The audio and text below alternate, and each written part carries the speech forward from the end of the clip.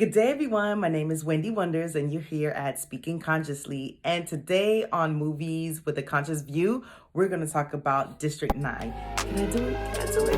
All right, let's get started.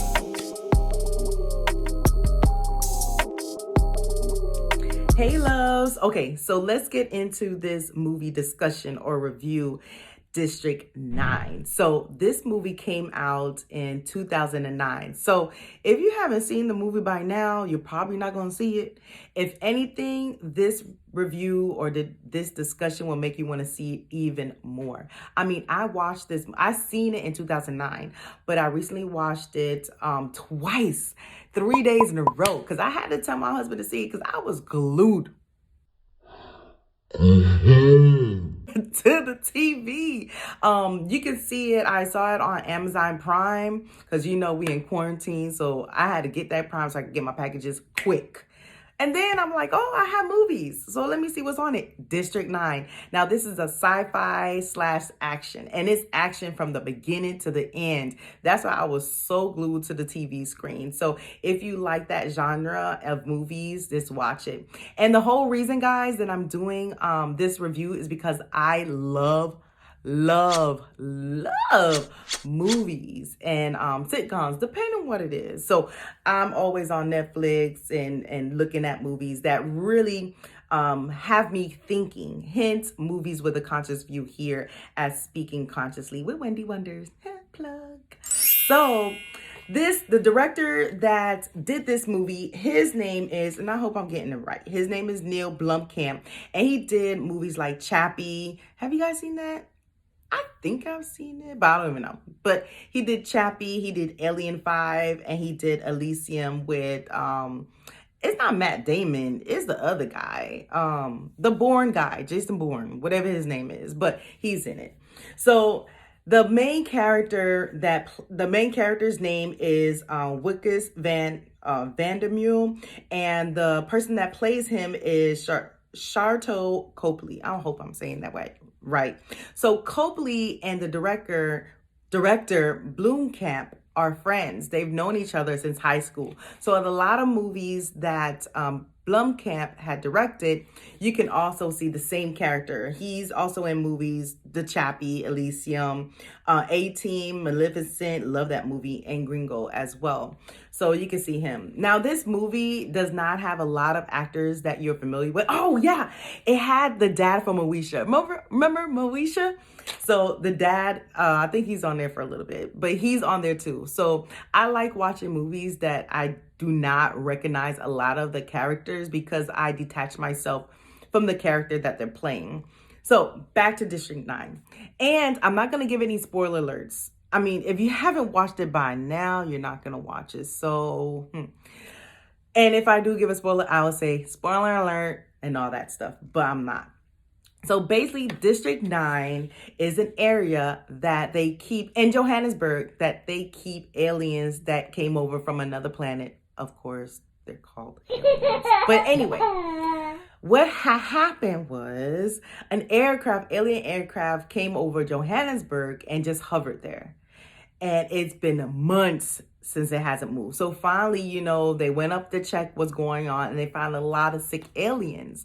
So what did the humans do, right? Being the careful people that we are. So we took care of the aliens and we put them in a certain area in Johannesburg, hence District 9. We took care of them, gave them meat, find out what they like, and they have a delicacy that these aliens like. I'm not going to spoil that because it's really weird, but they like a certain food.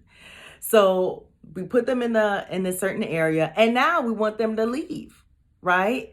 We want them to leave out of that area. So the whole point, they send in a representative from MNU, and it stands for Multinational United, which manages the aliens. So the character, his name is, is Wickes. I didn't remember, that's why I had to look at my notes. Wickes, he got a promotion and he's the one to go to District 9 to evict these aliens. And something happens while he's there. I'm not going to spoil it for you. Watch the movie. But yeah, it's action from front to back. And the thing with this director, he's actually from South Africa. I believe he is from Johannesburg, and actually he grew up during apartheid in the 60s, 70s, and basically that was segregation in Africa. Just the same thing happened here in the U.S. And District 9 was based by District 6, which housed the immigrants from Zimbabwe, so Zimbabweans. That's where they put them at, District 6. And aligning with District 9, what's happening is that during apartheid in the 1970s, they evicted a lot of 60,000 people that was living in District 6. They evicted them and told them to get out. Why? Because they wanted to title that area as a white only area. Messed up, right? So messed up. So that's the basis of the movie, and a lot of things happen there. The thing that I really like about this movie is they have I'm gonna interject. I got a lot of my notes because I read an article that the director himself commentated on the movie. So a lot of the movies seem really weird. Not weird, sorry. It is kind of weird, but it's really good weird, but really real. And they were real footages. Like during that time of the shooting of the movie, there was protest. They did interviews asking people what they felt about immigrants being there. And then you see the reaction, even though the true reaction was about the Zimbabweans that were there and other immigrants that were there, I think Nigerians too. But the director kind of flip it onto the aliens. And throughout the movie, you get more of you feel, I guess, the pain or the discrimination that the humans were giving the aliens. I mean, this movie was done awesomely.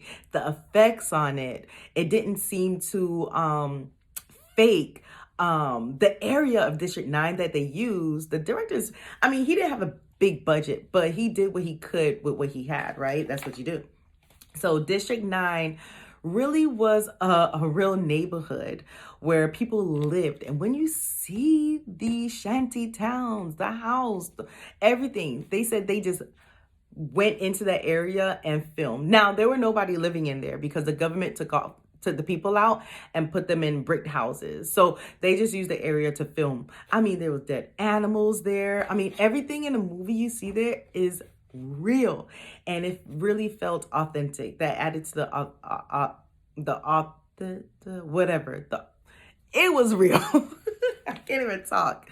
So this movie bring a lot of I guess, a lot of discrimination. And that's the whole point the director wanted to do, because it also puts in the face of discrimination and xenophobia. And there's one part of the movie where one of the aliens, his name is Christopher Johnson, right? Alien, Christopher Johnson, name it like that. So Christopher Johnson, he saw what they were doing, experiments on the other aliens. And I think I know this, but it kind of symbolized what was going on with the Germans and the Jews, how they did experiments on the Jewish, trying to find out what could kill them. And also the same thing was going on with Black people too. They did that as well. So that scene was really, I mean, watch this movie. Just watch that movie. And all movies have some type of symbolism. Sometimes it's hidden, sometimes it's out there. And I like the fact that director, that he really put together this movie for a reason, that he wanted to make this statement. And the realness of it was awesome. And I appreciate the fact that he did not use too much, what do you call it? It didn't look fake. Even the aliens, it did not look fake. I mean, I don't want to give too much about this movie, but it really looked real, and I really appreciate about this movie. So go ahead and see District 9. You can look at it on Amazon Prime. Look at Netflix, maybe they have it, but definitely I'll give District 9 District 9 a thumbs up, and stay tuned for a next review. I'm gonna keep doing these as much as possible because I love movies. And welcome to Movies with a Conscious View. You're here talking with Wendy Wonders at Speaking Consciously, and that's a wrap.